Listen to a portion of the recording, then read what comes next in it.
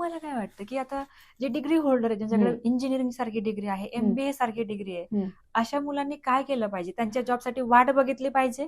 नाही, जे समोर काम येईल ते करायला सुरुवात केलं पाहिजे. पण मग पैसा लोकांना लाज महत्वाचा वाटते. आहे. पैसा महत्वाचा आहे की नाही जगायला? आहे ना. लाज वाटून पैसा नाही मिळणार ना. मग तुम्हाला आवडतं ते करा. आपल्याला काहीतरी आवडत असेलच ना. हो, बुद्धीचं काम असतातच की. बरोबर. मग मे बी तुम्ही इंजिनिअरिंग केलं, माझी करायची तयारी आहे. जेव्हा बिझनेस करायचा माइंडसेट आपल्या इथे तो पण नाही रुजवला गेला. माइंडसेट हा आहे, आपण बदलू शकतो तो. कोणी दिला हे महत्वाचं नाहीये, आपल्याला काय हवंय हे महत्वाचं आहे.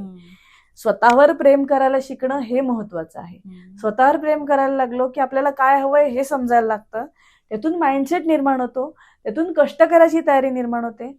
आणि जेव्हा तुम्ही कष्ट करायला लागता तेव्हा तुम्हाला मिळतात. आता जॉब करायचा आहे असं म्हणणारा माणूस प्रत्येक कंपनीमध्ये जाऊन रिझ्यूम द्यायची तयारी असते का? ती असते कळकळ जॉब मिळवण्यासाठीची.